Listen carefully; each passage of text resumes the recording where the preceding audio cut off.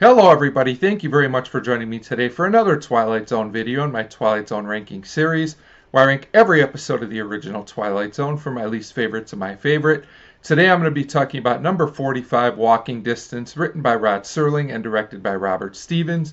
This is a season 1 episode, and as always there will be spoilers. So Walking Distance is a classic Twilight Zone episode. It was a very early season 1 episode. I think the writing, directing, and acting are all solid. And while this is not one of my all-time favorite Twilight Zone episodes, I think Walking Distance is really, really good. So this is a time travel episode, and I think the time travel concept is handled well. The episode is also a very sentimental one, but it does feel real. It's not too sappy or contrived, so I thought Rod Serling did a good job with the script in this episode. I also think that Walking Distance is very thought-provoking and does have some depth to it, in my opinion. So this one starts with our main character named Martin Sloan, played well by Gig Young, and he stops at a service station and notices he is close to the town he grew up in.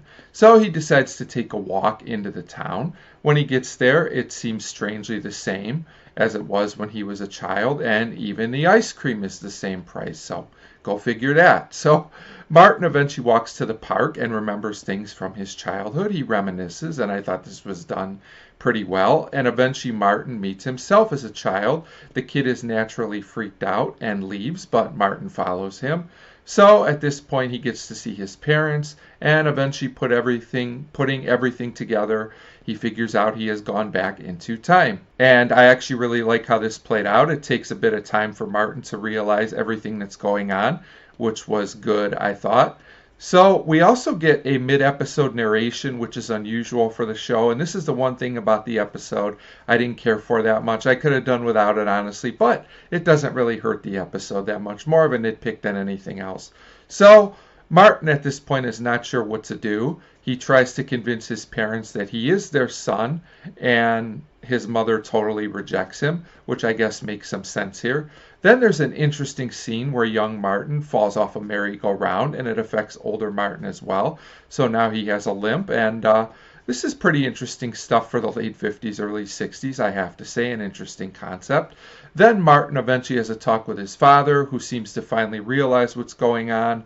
Martin's father also tells him that he needs to look toward the future and not stay in the past, which is a worthy message, I think.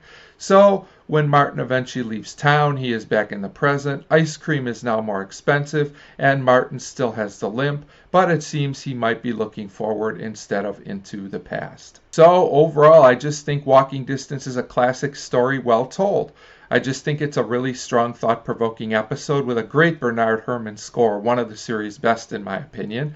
The music just adds so much to this episode. So it's just really solid all the way through, and that's why Walking Distance comes in for me at number 45 on the list.